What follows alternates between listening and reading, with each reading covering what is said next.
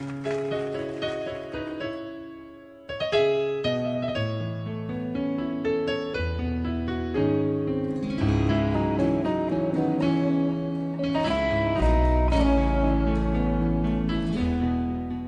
convidar você a baixar sua cabeça, fechar os seus olhos. Nós vamos fazer uma oração, colocando esse momento, colocando sua vida diante do Senhor. Nosso Deus, nós chegamos à sua presença, Pai, com alegria no coração, porque primeiro, a razão de estarmos aqui é porque temos crido num Deus vivo e verdadeiro.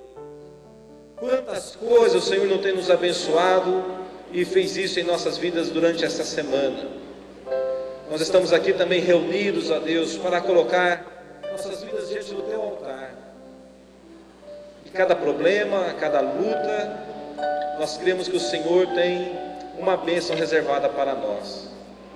Nós estamos aqui reunidos nessa noite como igreja, Senhor, porque reconhecemos sermos pecadores, mas reconhecemos ainda mais o sacrifício salvador de Jesus Cristo na cruz, que nos convida a nos unirmos em fé e te adorar, Senhor.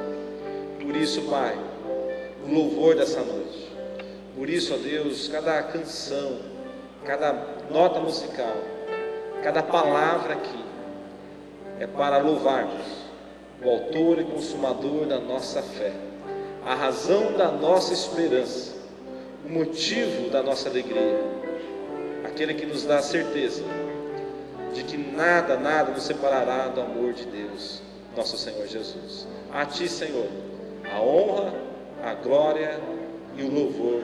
Amém. E vamos... Hoje, quem sabe, é o dia da sua salvação, meu amigo. Hoje, quem sabe, chegou a sua vez. Oh, glória a Deus, se assim for. E que você, com alegria, venha se juntar a nós. Essa igreja aqui é um grupo de gente igual a você. É um grupo de pecadores que fugimos de Deus por muitos anos, mas na graça de Cristo, um dia Ele nos trouxe, não forçadamente, mas com amor, com graça, misericórdia. Ele nos trouxe aos pés da cruz de Cristo, e ali nós reconhecemos que não somos nada, mas que pela graça dEle temos o privilégio de sermos chamados filhos de Deus. E é isso que nós queremos que você experimente também. Mas a música foi muito inspirativa. Eu estou quase pregando outro sermão aqui. Vamos ao assunto desta noite. Abra sua Bíblia comigo em 1 Pedro capítulo 5. As crianças podem sair para a sua programação. Nós, adultos, jovens, adolescentes, vamos para 1 Pedro capítulo 5. 1 Pedro capítulo 5. A solução para a sua ansiedade. A solução para a sua ansiedade. Nós estudamos nos últimos 2 domingos que apesar do pecado e suas consequências, essa vida aqui na terra vale a pena. Vale a pena. Com a ajuda de Deus, com a graça de Deus, vale a pena viver. Vale a pena a gente obedecer aqueles versículos de Eclesiastes, onde Deus fala para nós nos alegrarmos. Tem coisa ruim nesse mundo, muita coisa ruim, mas tem muita coisa boa também. Alegre-se, diz o texto.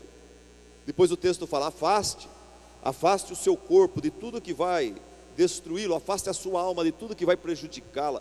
E daí o texto fala: alegre-se, afaste-se do pecado e lembre-se do seu Criador. Lembre-se de que há um Deus, Hoje pela manhã eu e a minha classe, pela manhã nós temos a classe de discipulado para quem quer se tornar membro da igreja. Nessa classe nós estamos examinando evidências da existência de Deus. A fé cristã que crê que Deus existe não é uma fé baseada no vácuo, no sentimentalismo, mas é uma fé alicerçada em evidências. A fé cristã não é uma fé tola, baseada no achismo, mas é baseado em evidências. Deus, não podemos vê-lo, mas nós podemos perceber a sua existência através das coisas criadas, através da consciência do ser humano, através da própria Bíblia, através da própria pessoa de Cristo Jesus. São alicerces para a nossa fé. Por falar nisso, se você está querendo fazer parte dessa classe, há ainda um lugar para você. Eu tenho 4 apostilas sobrando. Tivemos hoje 30 pessoas naquela sala, mas há lugar para mais 4. Se você quiser, pode vir domingo que vem pela manhã, às 9 horas da manhã. Nós nos encontramos no nosso outro templo ali. Será um prazer ter você comigo nesses próximos 4 meses. Vamos lá, 1 Pedro capítulo 5. A solução para a sua ansiedade. Eclesiastes fala: alegre-se, afaste-se, lembre-se do seu Criador. Apesar do pecado, essa vida vale a pena. E hoje nós vamos falar sobre um inimigo que rouba a nossa alegria, um inimigo invisível que rouba a nossa alegria, a tal da ansiedade. Veja, o que esse texto fala sobre ansiedade? Leia comigo, 1 Pedro 5. Da mesma forma, jovens, sujeitem-se aos mais velhos. Sejam todos humildes uns para com os outros, porque Deus se opõe aos orgulhosos, mas concede graça aos humildes. Portanto, humilhem-se debaixo da poderosa mão de Deus, para que Ele os exalte no tempo devido. Lancem sobre Deus, sobre Ele, toda a sua ansiedade. E a palavra ansiedade aí é merimina, ansiedade, preocupação. Lancem diante do trono de Deus, em oração, lancem toda a sua ansiedade, preocupação, porque Ele tem cuidado, amor, Ele tem providências, Ele tem cuidado de vós, de vocês. Versículo 8: sejam sóbrios e vigiem. O diabo, o inimigo de vocês, anda ao redor como leão, rugindo e procurando a quem possa devorar.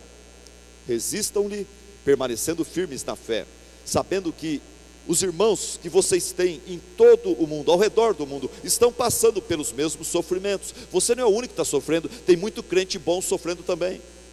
Versículo 10: o Deus de toda graça, que os chamou para a sua glória eterna em Jesus Cristo, depois de terem sofrido durante um pouco de tempo, Ele mesmo os restaurará, os confirmará, lhes dará forças e os porá sobre firmes alicerces. Amém, amém. A preocupação, a ansiedade, até um certo ponto é normal. Uma preocupação, uma ansiedade momentânea, todo mundo experimenta isso, faz parte do nosso make-up.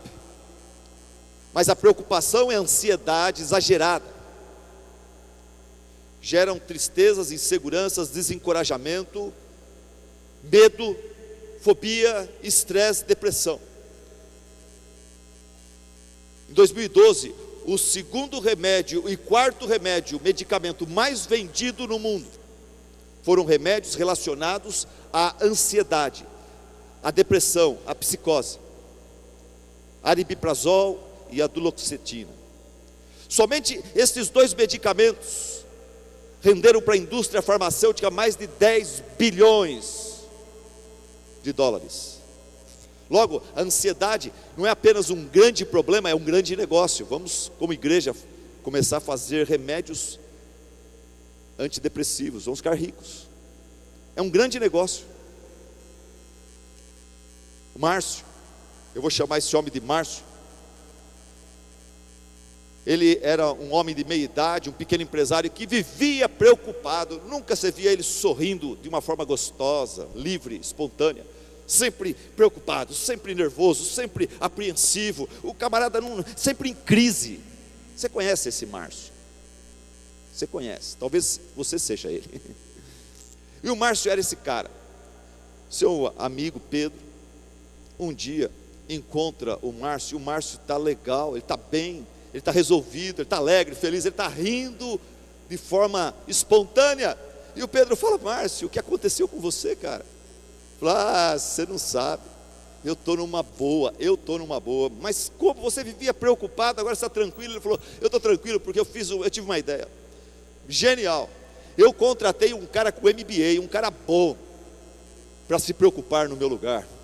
Eu passei todos os meus problemas para ele. Agora, eu não estou nem aí, é ele que resolve. E o cara é bom. Você precisa ver, ele tem umas soluções tão legais. E eu não estou mais esquentando a cabeça. Ele foi contratado para se preocupar por mim. E o Pedro falou: mas Márcio, um cara desse custa uma nota, cara. Quanto você está pagando para um cara desse? Um cara desse custa uma nota, disse o Márcio. 15 contos por mês. 15 contos por mês. Márcio, como é que você vai pagar esse cara? Esse cara vai te afundar, você não consegue pagar um salário desse. Esse é problema dele. Esse é problema dele.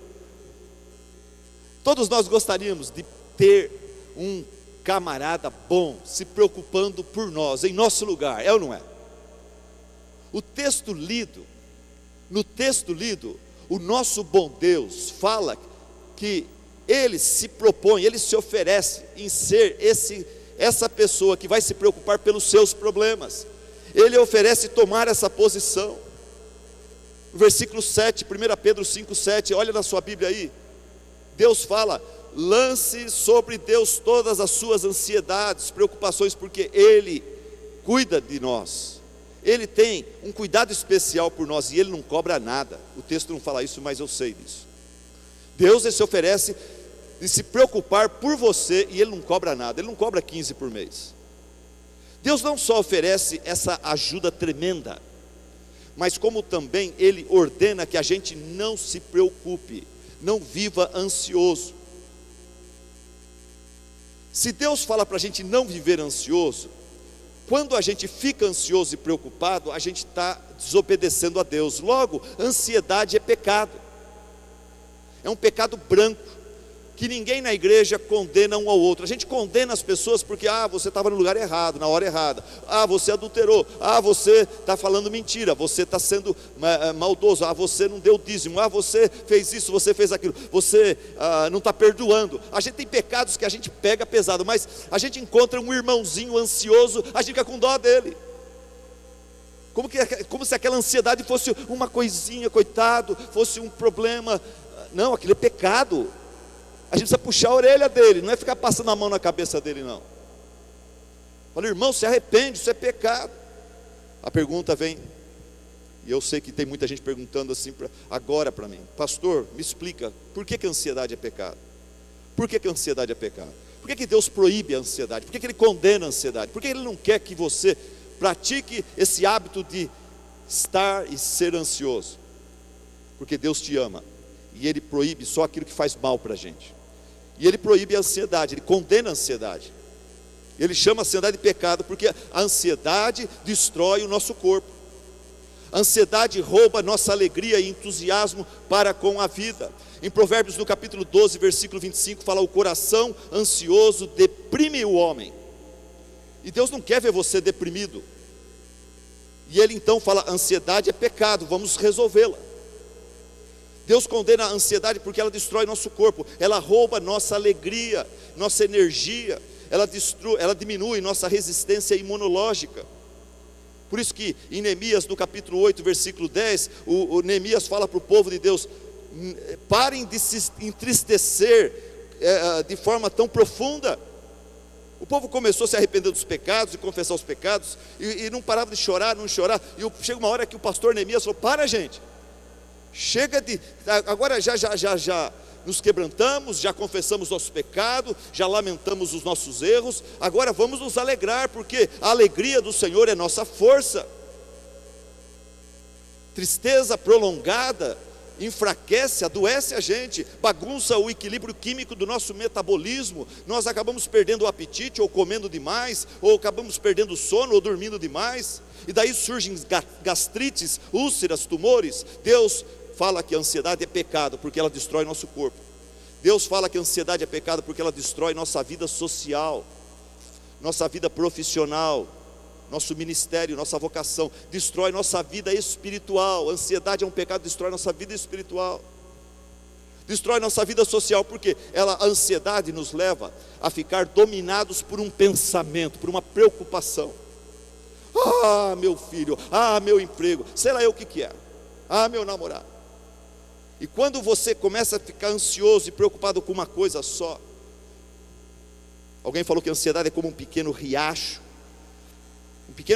de medo que começa a correr dentro do nosso coração, da nossa mente. Se esse riacho não é estancado, não é resolvido, ele vai formando um canal de preocupação cada vez mais forte, e esse canal vai crescendo, e chega uma hora que ele começa a sugar todos os outros pensamentos para si mesmo. Deus condena a ansiedade, porque ela destrói nossa vida profissional. A pessoa ansiosa, ele chega no emprego dele, não consegue se concentrar nas suas tarefas, obrigações, deveres, atender o cliente, vender o produto. Ele está ansioso, ele vai, toda hora está falando, desculpa, eu estou preocupado demais, e acaba às vezes sendo mandado embora. Atrapalha os relacionamentos, atrapalha o relacionamento com os filhos, com a esposa, com o namorado, com a namorada, porque a pessoa ansiosa, ele só quer falar de um assunto, o seu problema, aquele problema, aquela preocupação que está absorvendo ele por dentro, e ele só quer falar daquilo, e a namorada quer falar de outras coisas, quer espairar, ela quer, e chega uma hora que ela não aguenta mais o camarada ansioso, que nunca se resolve, chega uma hora que ela acaba desmanchando o namoro. O duro quando é casamento, não pode desmanchar.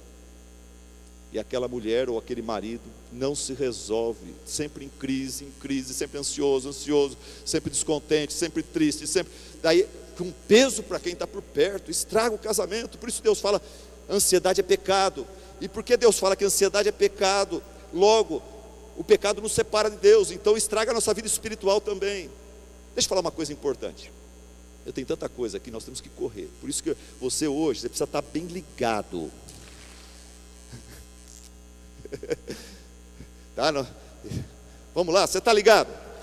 Então fica firme. Ó, é uma aula intensa hoje. Você vai sair daqui sabendo muita coisa da palavra de Deus. Nós vamos entrar nela daqui a pouquinho. Segura firme aí. Ansiedade é pecado. Por que é pecado? Porque destrói nosso corpo, porque destrói sua vida social, sua profissional e espiritual. Mas uma coisa importante, este pecado é comum a crentes e não crentes. Para com essa ideia que quem é ansioso, quem está em depressão, quem está muito preocupado o tempo todo, que esse cara não seja crente. Isso aí é sinal do que não é crente. Não, não. Esse texto aqui foi escrito para crentes. Esses crentes aqui, eles estavam debaixo de perseguição por causa do nome de Jesus. Eles foram corridos, eles tiveram que fugir, pegar o que desse para pegar e sair correndo, senão as autoridades iriam acabar prendendo-os. Se você ler a carta de 1 a Pedro, você vai ver que ela é escrita para aqueles cristãos que foram espalhados, dispersos pela Galácia e Capadócia e tudo mais, vários outros lugares. Para esse povo que tinha sido corrido, estava sofrendo, marginalizado, o texto fala, não fiquem ansiosos, lancem em oração para Deus todas as vossas ansiedades. Então, ansiedade é um problema que atinge cristão também, não é só incrédulo. Atingiu Elias. Jeremias tinha crises de depressão.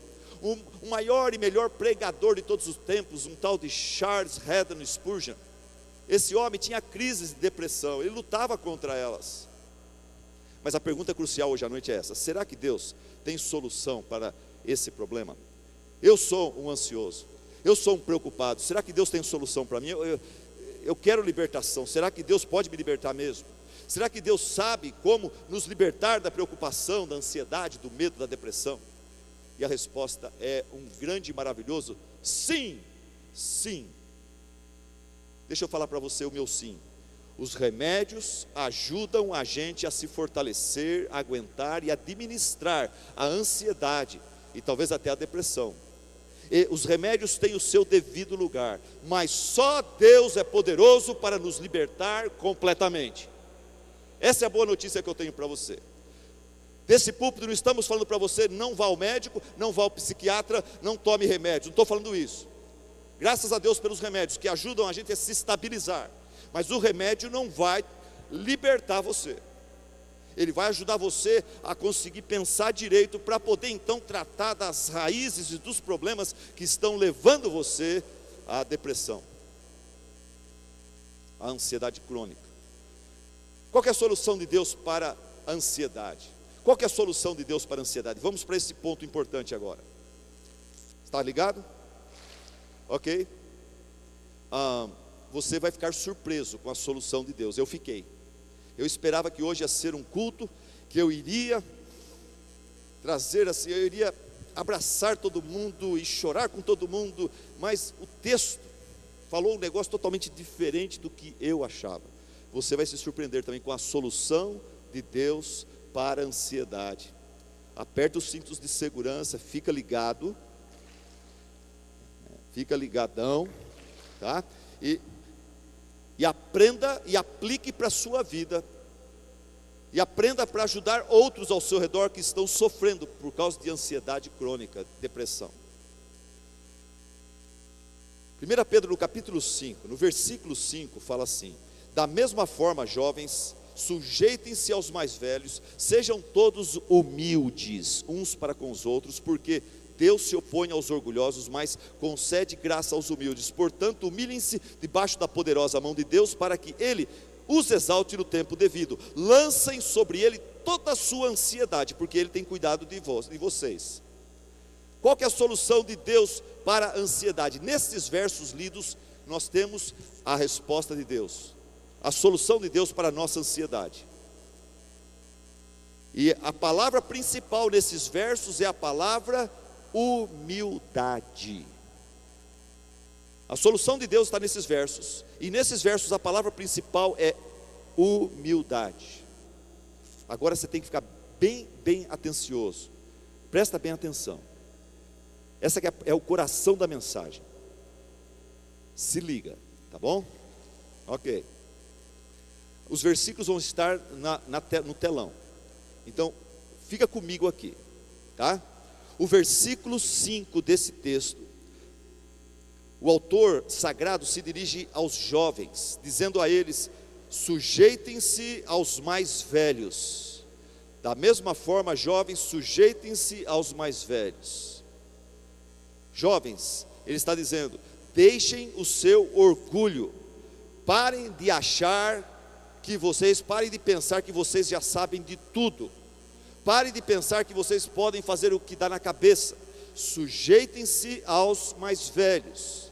Depois, no versículo 5, na última parte, o autor fala, essa palavra para se sujeitar aos mais velhos, para os jovens serem humildes, isso, e sujeitar aos mais velhos, essa palavra não é só para os jovens, é para toda a igreja.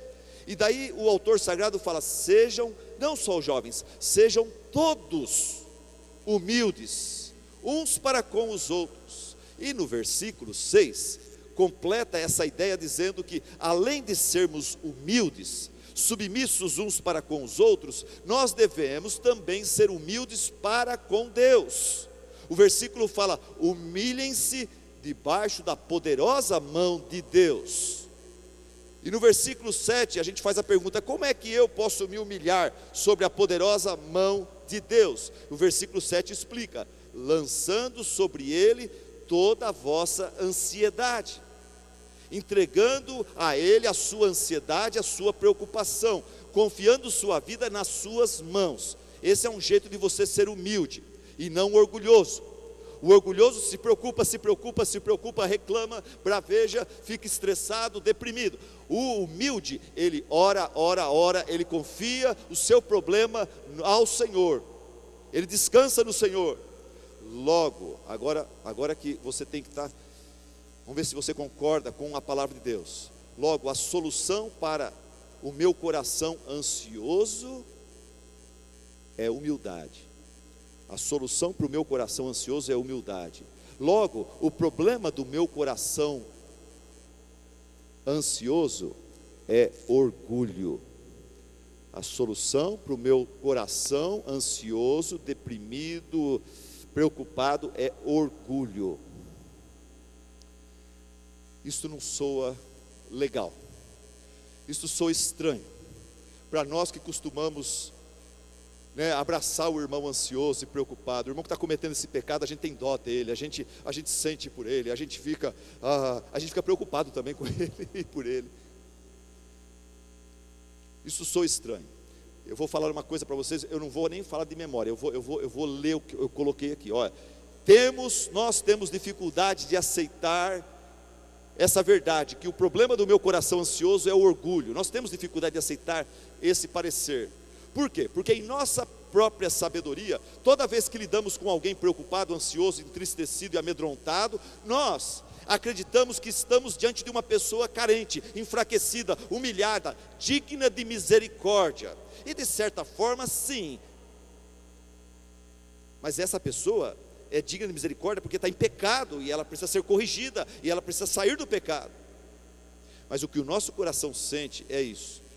A gente jamais Quando uma pessoa está bem deprimida, quando uma pessoa está bem entristecida, jamais passa pela nossa cabeça, esse cara é um orgulhoso, está com um pecado sério. Não passa isso por nossa cabeça. Não é isso que o nosso coração percebe. Mas lembre-se, o nosso coração, ele é fraco. O nosso coração, ele é bobinho. O nosso coração é pecaminoso, é ignorante. A Bíblia nunca fala para a gente seguir o nosso coração. A Bíblia fala para nós seguirmos a verdade declarada de Deus. Davi não falou: lâmpada para os meus pés são as minhas próprias emoções e os meus sentimentos. O que o meu coração diz é luz para o meu caminho. Não. Lâmpada para os meus pés, a tua palavra. Luz para os meus caminhos, a tua palavra, não as emoções. Então você vê o Robinho. Você vê o Robinho todo deprimido, todo mal, tal. A tendência nossa é ficar com dó. É falar, ele precisa de misericórdia. Mas cuidado, você pode estar errado. O seu coração está falando isso. O que a palavra de Deus diz? Em 1 Pedro capítulo 5 fala que provavelmente se o Robinho está extremamente, exageradamente preocupado, ele está com o coração orgulhoso. Deixa eu trabalhar isso um pouco mais com você, que eu sei que está difícil de engolir isso aí, né? Tá? Deixa eu te ajudar. Deus sabe que o orgulho é uma bactéria difícil de ser localizada. Eu já preguei sobre isso domingo de manhã. Quem não foi, perdeu. Deus sabe que o orgulho é uma bactéria difícil de ser localizada. Na vida daquele que se acha forte e poderoso, o orgulho se manifesta de forma de prepotência, braveza, autoritarismo, violência, arrogância, exibicionismo. O orgulhoso, quando ele se sente forte, quando ele se sente poderoso, com saúde, com dinheiro no bolso, ele fica prepotente, ele fica arrogante, violento, ele parte para cima, ele fica exibicionista, ele fica zombeteiro, tira um barato de tudo, fala de forma leviana sobre tudo. Mas Deus sabe que o orgulho na vida daquele que se acha enfraquecido e ameaçado, o orgulho se manifesta na vida do fraco e do ameaçado. O orgulho se manifesta na forma de ansiedade, de tristeza, de medo, de autocomiseração. É que a gente se engana, nosso coração ele é ignorante, ele já acha, coitadinho, está chorando. Mas às vezes aquele choro é um choro por causa de orgulho, falta de fé em Deus, desobediência. A pessoa está falando, não vou orar, eu estou bravo com Deus, eu não quero falar com Ele, eu odeio isso que Ele fez comigo, é Ele que permitiu isso, eu odeio esse Deus. Isso é orgulho, é desobediência. Veja essa analogia. Você é um paizão, uma mãezona.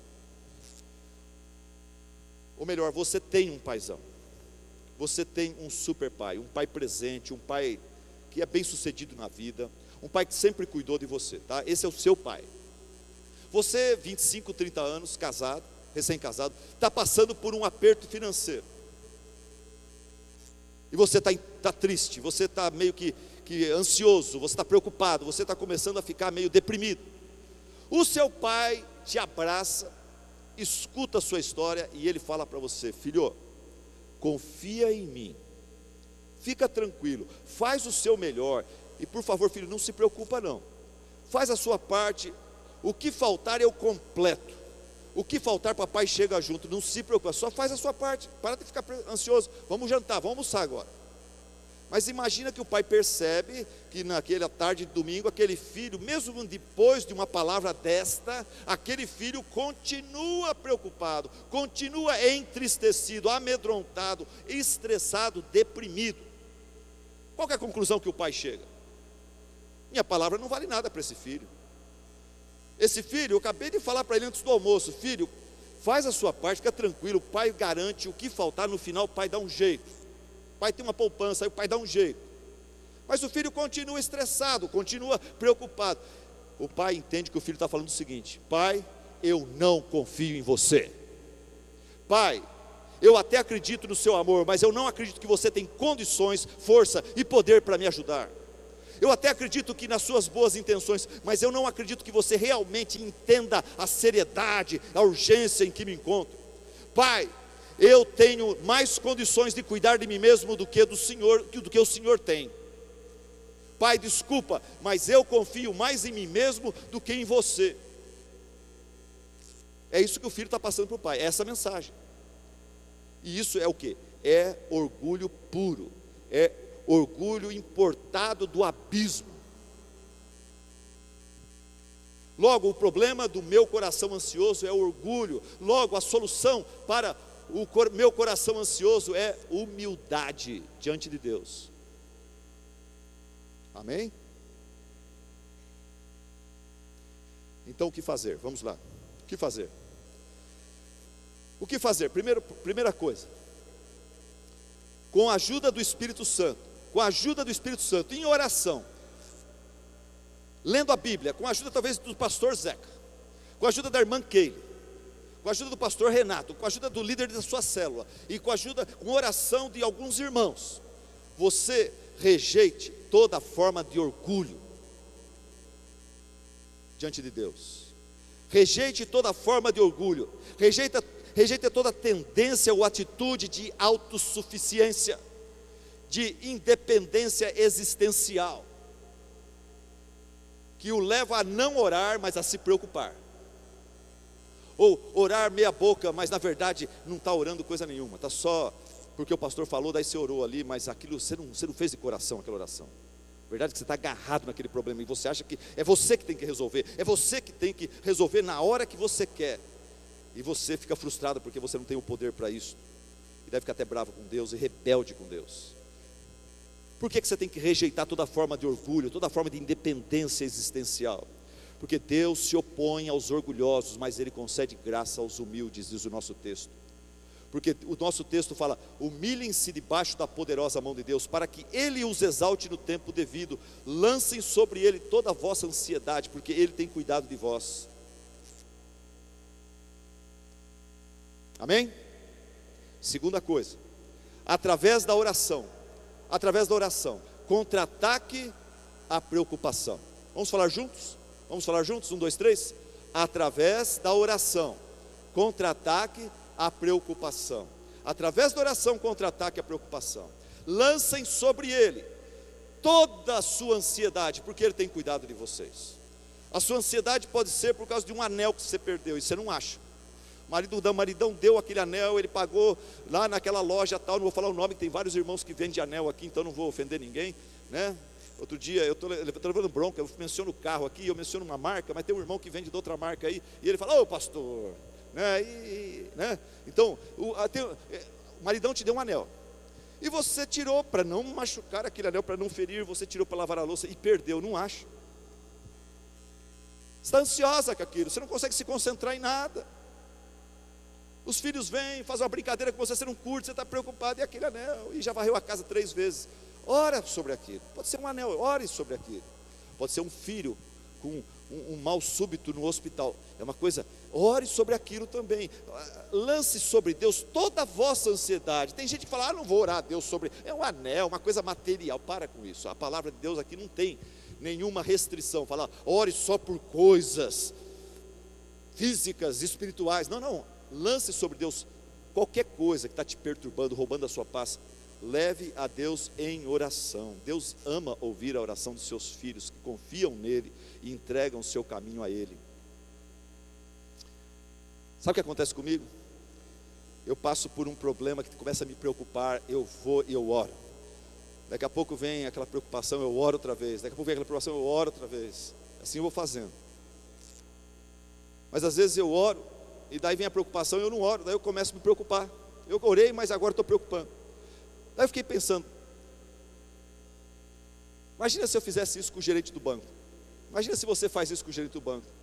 De manhã cedo você vai lá, o banco abre, você fala com ele, você deposita lá 1.000, ou que seja 10 mil.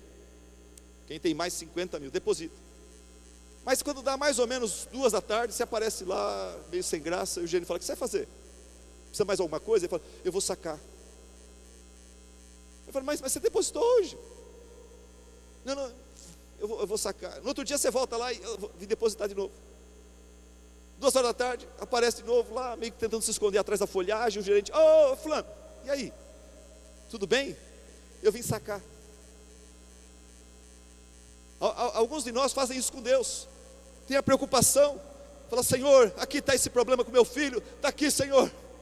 Mas depois de 3 horas, volta diante do trono da graça de Deus. Deus está conversando com o arcanjo lá. Ele começa a pegar o probleminha de volta. Deus fala: o que você está fazendo aqui? Eu não estou confiando mais. Eu acho que o Senhor está demorando muito. Eu acho que eu tenho um jeito. Eu tenho um amigo lá que, se eu falar com ele, acho que ele ajuda mais rápido. E se eu fosse Deus, eu dava um tapa na sua mão. Tira a mão daí, rapaz. Você volta para a terra sem mão.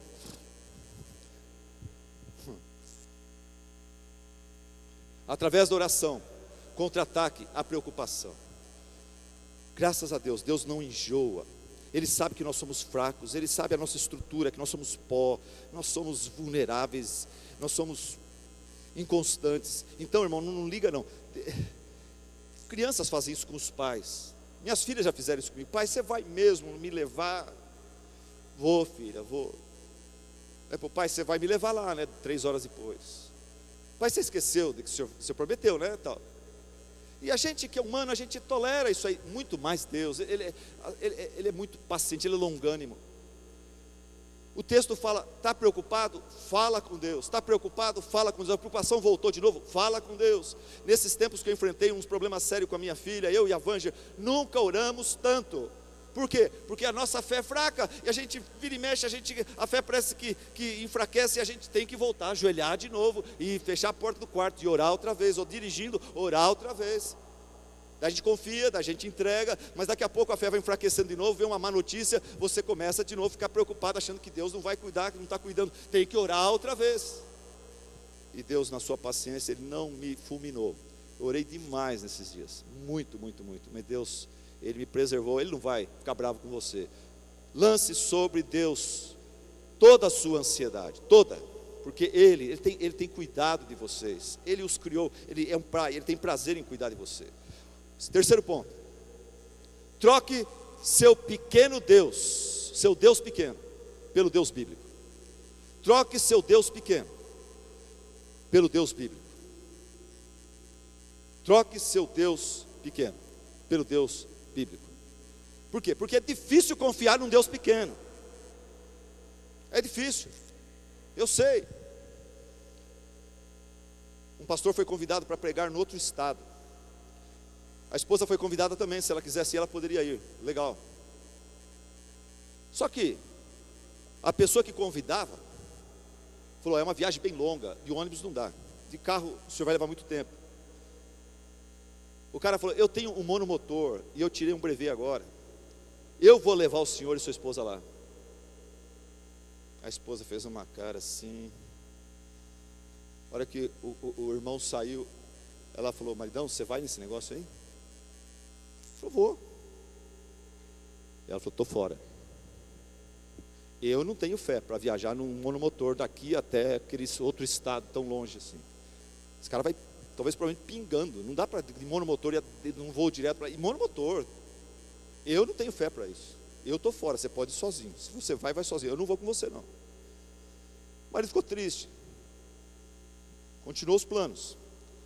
Mas passaram 1, 2, 3 semanas, a igreja lá voltou em contato com ele, o camarada do monomotor não podia mais, os planos mudaram radicalmente, e ele não ia mais de monomotor, agora ele ia de um Airbus A380, 750 passageiros, negócio lotado, um aviãozão que parece um hotel. E a esposa falou: agora eu vou com você. Ele falou: o que aconteceu? Você não tinha fé para voar, agora você tem fé para voar? Que negócio é esse? A sua fé aumentou, a sua fé cresceu? Ele falou: não, minha fé continua pequena, mas o avião cresceu. Esse é o problema com muito crente. É difícil acreditar nesse Deus que a sua cabeça inventou, criou, um Deus limitado, um Deus que não é soberano, um Deus que está querendo ajudar os homens, mas não consegue porque o diabo é tão forte quanto ele. Um Deus meio que, o diabo está aqui, é o homem no ringue vestido de preto, e Deus é o homem no ringue vestido de branco, e eles são meio que de igual para igual. Quem tem um Deus assim, um Deus pequeno, tem dificuldade de confiar, não vai querer orar, vai querer ficar preocupando-se mesmo, e coisa séria não vai entregar para esse Deus.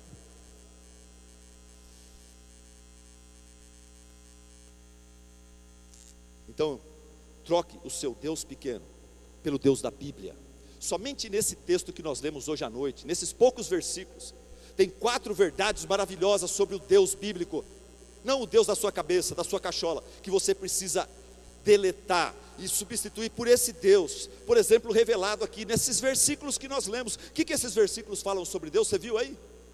Por exemplo, no versículo 6, fala: humilhai-vos sobre o quê? A poderosa.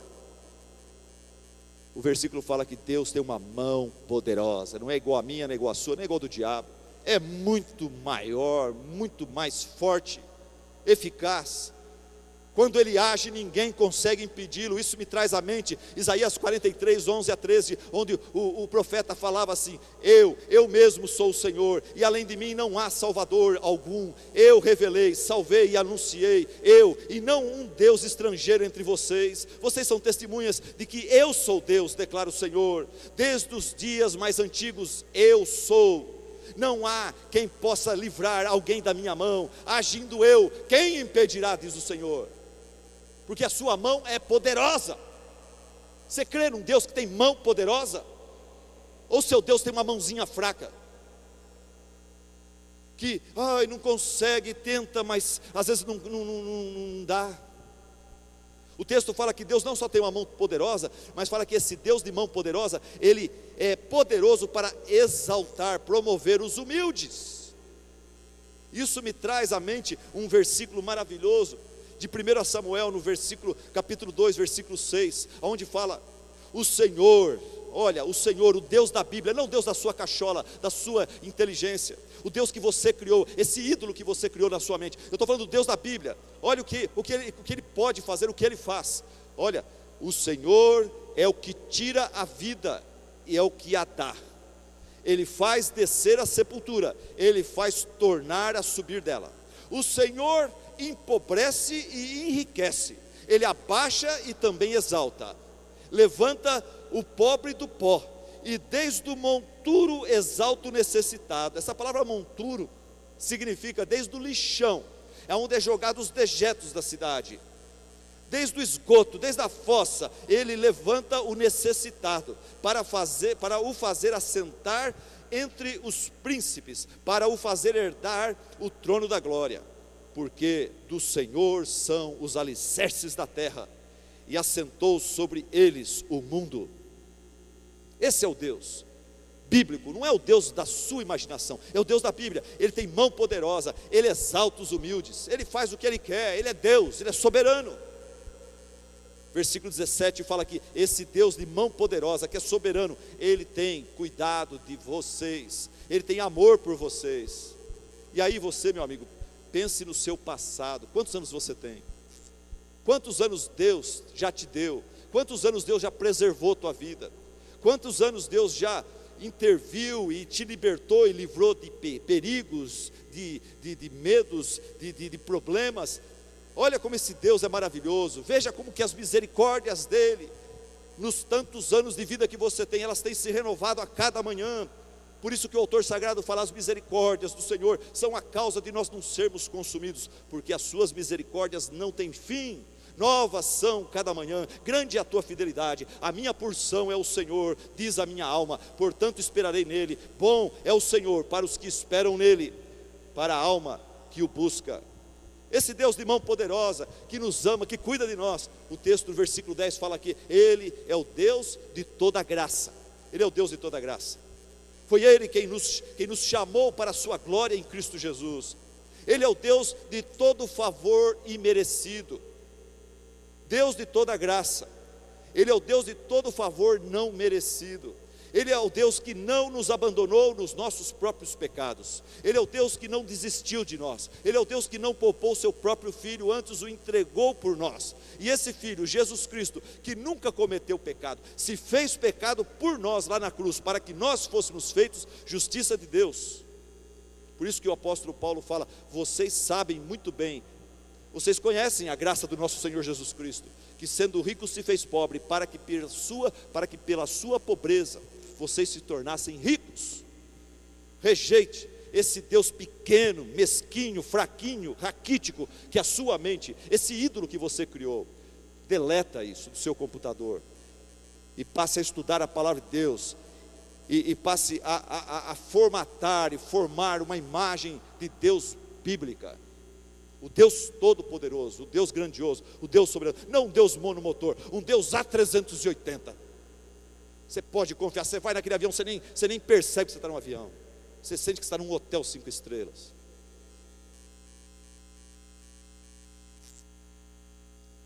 Como vencer a ansiedade, o pecado do orgulho, da ansiedade?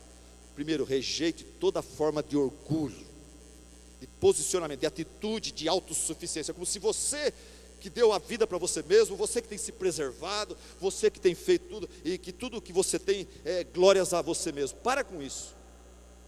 Se Deus fizer assim, em relação à sua respiração, você morre sufocado agora, você começa a ficar roxo aqui dentro.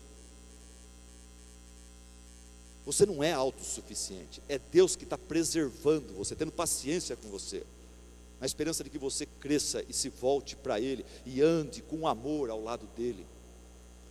Então, rejeite o orgulho, contra-ataque a preocupação com a oração, troque o seu Deus pequeno pelo Deus bíblico. Em último lugar, rejeite o imediatismo espiritual. No Brasil está cheio de igrejas e púlpitos pregando o imediatismo espiritual. Você tem um problema no casamento? Vem aqui agora, traz uma oferta, vem aqui agora, nós vamos orar. Vem aqui, Zeca, vem aqui, 400 pastores, vamos orar. E em nome de Jesus vai ser liberto agora, que hoje é o dia da tua libertação. Oh, glória, tal. Pronto. Rejeita esse imediatismo espiritual. Soa bem, isso é bravata de pastor que não lê Bíblia, ou que conhece Bíblia, mas quer agradar o povo, e quer falar aquilo que o povo vai gostar no momento. É pastores imediatistas, eles querem que no culto o povo fique tomado por um fogo de entusiasmo e otimismo espiritual, que não tem respaldo na palavra de Deus. E por isso eu não faço isso nesse púlpito. Sei fazer isso, poderia fazer, e alguns de vocês iam sair pulando e dançando aqui nessa igreja, mas não vou fazer isso com vocês. Isso não é ético, isso não é certo. O texto aqui, essas pessoas estão passando por problemas, estão sendo perseguidos. O autor sagrado não faz esse circo com eles, fala, não, hoje, agora, estou falando para vocês, está declarado, o inimigo está amarrado, vocês agora vão voltar para os seus lares vitoriosos, porque Deus não colocou vocês como cauda, mas colocou vocês como cabeça, e hoje nós vamos pisar a cabeça do inimigo. Não, esse tipo de bravata faz sucesso. Começar a fazer isso, a igreja lota 3 vezes, 4 vezes por domingo. O dízimo, a arrecadação da igreja vai lá em cima. A igreja explode, você vai para a televisão, você fica famoso. Mas esse não é o evangelho da palavra de Deus, é um outro evangelho. O apóstolo Paulo fala, ainda que um anjo desça do céu e começa a pregar para você uma outra coisa do que está escrito aqui, chame esse anjo de anátema. O que significa anátema, igreja? Amaldiçoado. Rejeita o imediatismo espiritual. Os receptores dessa carta estavam sofrendo, sendo perseguidos, marginalizados. E você sabe, quando a gente passa por uma provação muito dura, perde a casa, perde o emprego, imagine a situação desse pessoal. O que acontece com a gente? Nós crentes, o que acontece com a gente? Sob sofrimento, debaixo do sofrimento, eu e você temos a tendência de limitar a nossa mente à miséria do momento. A gente esquece que tivemos um passado abençoado, vitórias, livramentos, a gente esquece tudo aquilo. A gente começa a pensar na nossa existência baseado apenas no momento presente. Então a gente esquece das bênçãos do passado, das promessas de Deus, a gente começa a falar, minha vida, olha que desgraça, olha que porcaria minha vida. E daí a gente começa a projetar um futuro mais desgraçado ainda. Por isso, o autor sagrado, ele procura lembrar os seus receptores, lembrar esses irmãozinhos em sofrimento, que aquele sofrimento não é o fim da história, aquele sofrimento é passageiro, é temporário, que vale a pena confiar no Senhor, vale a pena esperar no Senhor.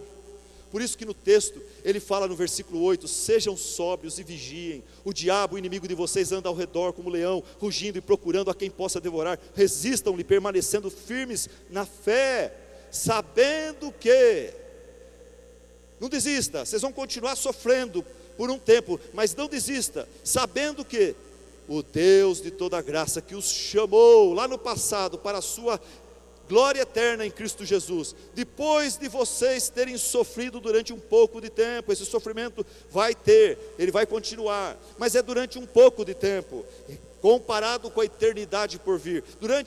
Vocês vão sofrer durante um pouco de tempo, mas esse Deus da graça, Ele mesmo os confirmará, os restaurará, e lhes dará forças, e os porá sobre firmes alicerces.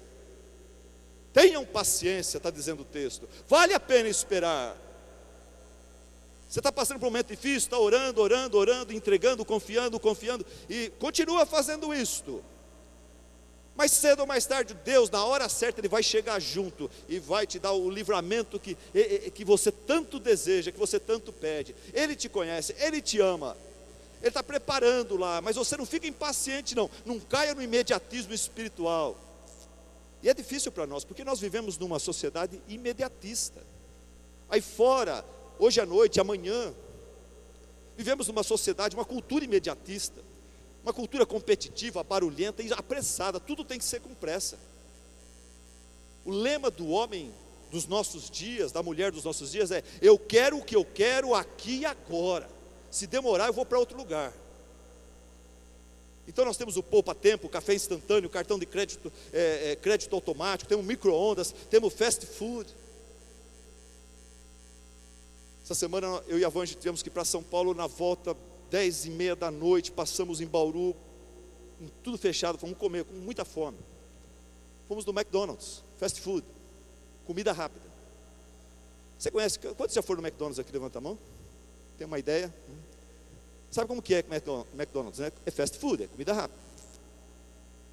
Você chega lá, o menu está na sua frente, o camarada está te atendendo, o menu está lá. É por número, para ninguém perder tempo. Tem número 1, número 2, número 3. Número 1 é Big Mac, batata frita, Coca-Cola ou Guaraná. Você fala número 1, o cara já... O que mais? Então, daquela fila, eu e a Vange deu azar. A gente chegou lá.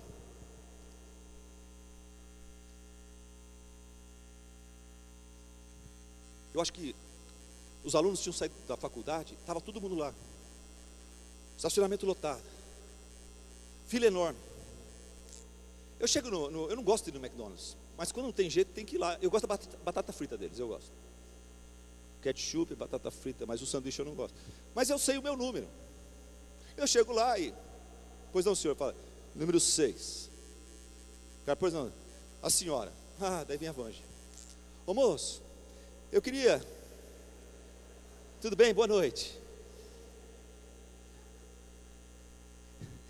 E ela falou, eu queria um Big and Taste. Eu queria um Big and Taste, mas eu queria sem cebola. Dá para tirar a cebola? Sem cebola, mas dá para colocar no lugar da cebola, dá para colocar o picles e a maionese, moço, eu não gosto. Vocês colocam muita maionese. Dá para colocar a maionese num pratinho à parte. E, moço, o Big and Taste, em vez de coca, pode ser suco.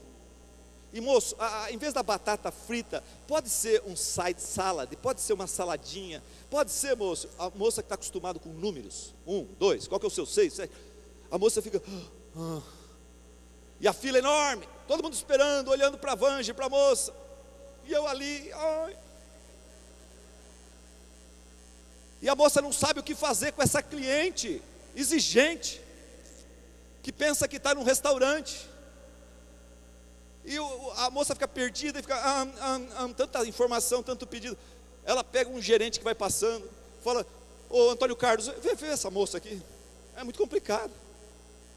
E o Antônio Carlos chega, pois não, vem rápido. E a Vange começa, eu queria um Big and Taste, sabe? Eu queria sem picles, mas eu não queria cebola, mas eu queria o picles, eu gosto muito de picles, sabe, moça? E a maionese e tal. E em vez da coca, dá para ser um suco. E em vez da batatinha frita, dá para ser uma salada, tal. E o moço escuta ela, ele é o gerente. Fala, moça, saia do lado, fique aqui do lado. Eu falo, ai. Daí eu saio. A Vange fica lá do lado, esperando. E eu vou para a minha mesa, daqui a pouco fala, chama lá, moço, eu vou lá, meu número 6 está lá já. Eu vou lá, fico na mesa esperando, uma Vange está lá esperando dela, e aquela fila andando, e as pessoas pegando o sanduíche, saindo, comendo, indo embora, dormindo, acordando, trabalhando, e a Vange lá no balcão, toda esperançosa. Eu termino o meu sanduíche, olhando para a Vange, falando, que besteira que ela fez. Foi começar a detalhar o que ela quer, em vez de, ela não entende que isso aqui é uma coisa massificada, isso aqui é um fast food, é um lugar para você vir e comer o que todo mundo come, aqui não é lugar de ficar escolhendo. Mas daqui a pouco o gerente vem, todo sorridente para ela, com uma bandeja especial, e daí vem aquele serviço à la carte. O gerente vem e ele traz uma refeição feita artesanalmente para a dona Vanger. E ele fala para ela, não, deixa que eu levo na sua mesa. Aí já esvaziou o lugar, né? Ele está com tempo e tal. Daí a Vanger senta toda feliz, o gerente bate um papinho com ela, elogia, tal, ela troca uma... E vem aquela refeição feita para a Vanger. Esse gerente, eu comparo ele a Deus. Você chega na vida e todo mundo tem as mesmas coisas, mas Deus te ama, Ele conhece o que você realmente gostaria. Você não queria mais um hambúrguer igual todo mundo come, você queria uma coisa diferente, especial para você, do seu jeito, e não massificado. E esse Deus, Ele fala para você, eu sei o que você quer, sai dessa fila, fica ao lado aqui, vai demorar um pouco, eu vou ter que colocar você on hold, vou ter que colocar você para espera um pouco, mas vai valer a pena, porque eu mesmo vou preparar para você uma recompensa que você deseja, que vai de acordo com a sua necessidade, os seus anseios mais profundos. Mas você vai precisar esperar, não dá para ficar nessa de ser crente imediatista, que vem para o culto e já quer a liberdade, quer a libertação, e já quer a bênção, e quer que tudo acontece rapidinho. Não é assim que Deus trabalha.